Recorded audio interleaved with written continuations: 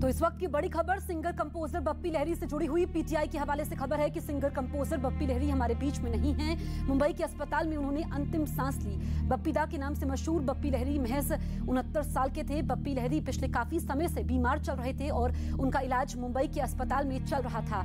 और अब से कुछ देर पहले ये खबर आई है, दुखद खबर सुबह सुबह की बप्पी लहरी हमारे बीच में नहीं है। उनको बचाने की तमाम कोशिशें की गई लेकिन वो अब नहीं है। उनके पार्थिव शरीर को आज ही अस्पताल से घर ले जाया जाएगा जहां पर उनके अंतिम दर्शन किए जाएंगे। और जैसे ही ये खबर आई, उनके चाहने वालों के लिए ये यकीन कर पाना बेहद मुश्किल है कि वो अब हमारे बीच में नहीं है, क्योंकि कई सुपरहिट गाने उन्होंने दिए हैं, कई अवार्ड्स उनके नाम रहे हैं। उनका एक अलग स्टाइल, उनका मुस्कुराता चेहरा और एक के बाद एक किस तरीके से वो बुलंदियों को छूते गए वो सबने देखा। विवेक मेरे सहयोगी इस वक्त फोन लाइन पर मौजूद हैं। विवेक, अब से कुछ देर पहले ये खबर आई है और क्या जानकारी मिल रही है उनके निधन से जुड़ी हुई? क्या परिवार के लोगों से आपकी बातचीत हो पाई है? जैसे देखिए, अभी जो जानकारी मिल रही है, बप्पी लहरी मुंबई के अंधेरी इलाके के एक प्राइवेट हॉस्पिटल में एडमिट थे, क्योंकि जुहू में ही उनका घर था और उन्हें हॉस्पिटल में एडमिट कराया गया था 1-2 दिन पहले ही। तो उस समय उनकी तबीयत बिल्कुल नॉर्मल बताई जा रही थी, लेकिन हॉस्पिटल में इलाज के दौरान ही उनकी तबीयत अचानक काफी ज्यादा डेटोरेट होती गई, जिसकी वजह से आज सुबह उनकी डेथ हो चुकी है। अब जो परिवार वाले हैं और जो उनके जो करीबी दोस्त हैं, वो उनका कहना है कि हॉस्पिटल की फॉर्मेलिटी करने के बाद जो उनकी पार्थिव शरीर है, शायद उनके पार्थिव शरीर को उनके घर जुहू इलाके में या फिर कोई बड़े एरिया में रखा जाएगा अंतिम दर्शन के लिए, क्योंकि बप्पी लहरी की फैन फॉलोइंग बहुत ज्यादा थी। बहुत लोग उनको फॉलो करते थे और साथ ही साथ बॉलीवुड में भी उनके रिलेशन काफी ज्यादा अच्छे थे। हर किसी के साथ वो जेल हो जाते थे और हर किसी के साथ उनके जो रिश्ते थे वो काफी ज्यादा मजबूत थे और अच्छे थे। तो ये माना जा रहा है कि अंतिम दर्शन के लिए उनके जो चाहने वाले हैं और बॉलीवुड से रिलेटेड कई लोग वहां पर दर्शन के लिए पहुंचेंगे। इसलिए अभी जो फैमिली है, उन्होंने अभी लोकेशन वो लोग डिसाइड कर रहे हैं कि कहाँ उनके पार्थिव शरीर को रखना है अंतिम दर्शन के लिए। उसके बाद अभी हॉस्पिटल की फॉर्मेलिटी करने के बाद वो तय करेंगे। लेकिन जिस तरीके से मैंने बताया कि उनकी तबीयत खराब हो रही थी, डॉक्टर ने पूरी कोशिश की, मेडिकल ट्रीटमेंट उनकी बॉडी एक्सेप्ट नहीं कर पा रही थी, जिसकी वजह से आज उनकी डेथ हो गई है।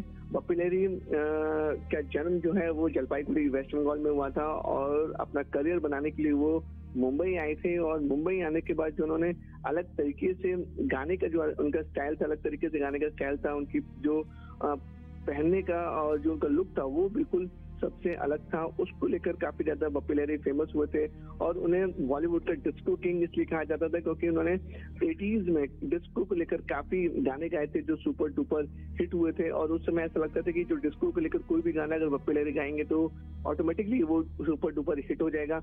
इसके बाद ही उन्हें बॉलीवुड का डिस्को किंग कहा जाता था, क्योंकि उसके बाद जितने भी डिस्को को लेकर गाने होते थे तो पूरी कोशिश फिल्म प्रोड्यूसर और डायरेक्टर की रहती थी वो गाने बप्पी लहरी जी ही गाएं, क्योंकि वो अपने आप में डिस्को किंग के नाम से ही जाने जाते थे। बिल्कुल विवेक, आप डिस्को किंग का जिक्र कर रहे हैं क्योंकि बार बार वो दौर याद आता है 80 का दशक, जब लोग रोमांटिक गानों के शौकीन हुआ करते थे। तब उन्होंने डिस्को को बॉलीवुड में इंट्रोड्यूस किया और उसके बाद बंबई से आया मेरा दोस्त, याद आ रहा है तेरा प्यार, I am a disco dancer, ये वो तमाम गाने हैं जिन्होंने पूरे देश को थिरकने पर मजबूर कर दिया और डिस्को को इंट्रोड्यूस किया। और जब हम उनके लुक का जिक्र कर रहे हैं, जो तस्वीर इस वक्त हम दिखा रहे हैं कि वो गहने काफी ज्यादा पहनते थे, तो इसके पीछे भी एक दिलचस्प किस्सा है जो मैं आप सभी को बता दूं कि एक इंटरव्यू में बप्पी दा ने कहा था कि वो अमेरिकी पॉप स्टार एल्विस प्रेस्ली से काफी ज्यादा प्रभावित थे। वो सोने की चेन पहना करते थे। तभी से उन्होंने ठान ली थी कि जब वो पॉपुलर होंगे, करियर में ऊंचाइयों को छुएंगे तो अपना एक अलग स्टाइल स्टेटमेंट बनाएंगे।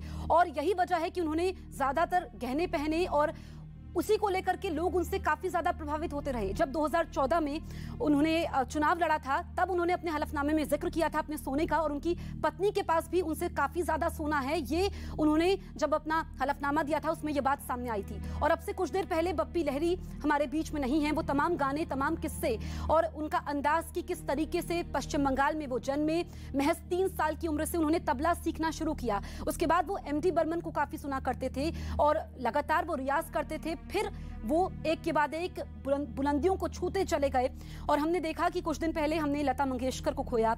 और एक के बाद एक ये बॉलीवुड के लिए एक गहरा दुख है, सदमा है, क्योंकि हम एक ऐसे लोगों को खो रहे हैं जिन्होंने लोगों को झूमने पर मजबूर कर दिया। और जो लोग सोचते हैं वो उन्होंने गानों के जरिए लोगों की आवाज बनते चले गए। बप्पी लहरी जो कि न सिर्फ एक मशहूर गायक थे बल्कि संगीतकार, प्रोड्यूसर, उन्होंने एक्टिंग भी की और हमेशा उनके चेहरे पर एक मुस्कान रहती थी। उनके परिवार के लोग इस वक्त गमगीन हैं, कुछ कहने की स्थिति में नहीं है क्योंकि हम तो जिक्र कर रहे हैं लेकिन परिवार के लिए तो कभी नहीं मिटने वाला दर्द है।